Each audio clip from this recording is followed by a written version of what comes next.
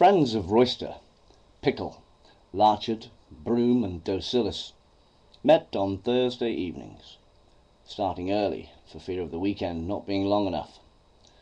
Again and again, after a short pause of welcome domestic conversation, again Royster would be philosophical and tiresome. The reach of his opening comment would only serve to voice his own opinion. He would pose a question into mid-air, not ask a question to anyone in particular. One wondered if he raised an idea just to wave his own ideas around. At first sight, he seemed smug and self-interested. Whether he were just a sounding board for his often ungrounded arguments, or a genuine intellectual foe, was never clear at first sight. Royster was encouraged by the reticence of others who knew him well. Others who knew him well had become tired of his empty reverie, and knew well his vanity, his gleam of eye whenever he introduced an idea into what was typically a non-starter conversation. A slim, wiry man, begrudgingly youthful and seemingly sharp, had ushered his own way into their company. By 5 p.m, the club was emptying rapidly.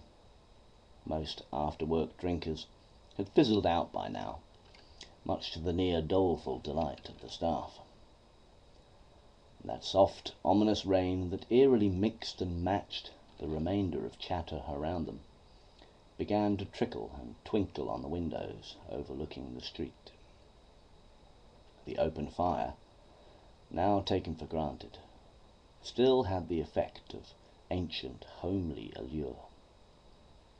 Its light would probe the sinuous dark of even the farthest walls. Shrouded by a modern dimmer switch, skillfully blended and accessorized into the decor, this club could have been 100 years before the time, and by the warmth of the fire, a brandy seemed richer, more textured to the palate.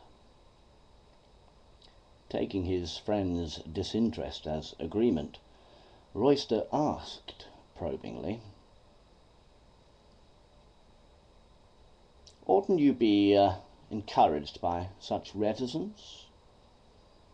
In a thin, whiny voice, speckled with Cockney embers, the aptly named probingly began his exposition of Royster. "Do you actually know the definition of reticence?" "Definition? I'm only aware of context. Isn't that the trick of all good conversation?" answered Royster with wry alarm.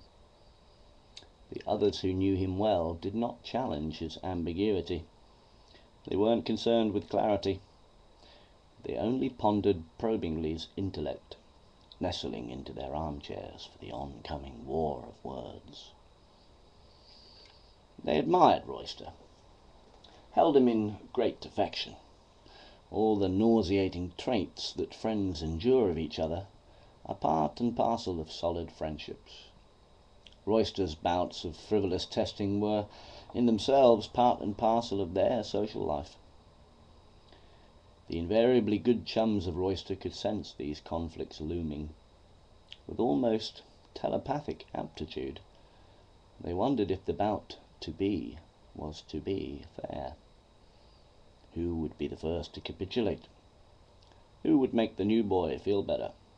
His intellect might not be sufficiently strong enough to endure Royster's incessant goading. When feelings were hurt, who would spoil the party? Cruel? Maybe. Ignorant? Definitely. This social chess game, played of old, had subplots on the fringes.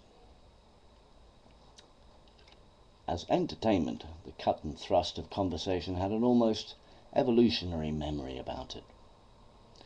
Perhaps early peoples banded together in this way, running duel to food and fight.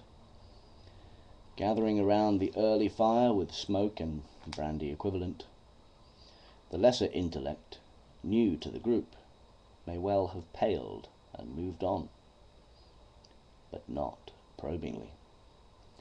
He gave a masterly discreet grunt and nestled himself into a chair beside Royster's chums, leaving Royster perched on the mantelpiece. With studied pause, probingly prepared his pipe in reticence.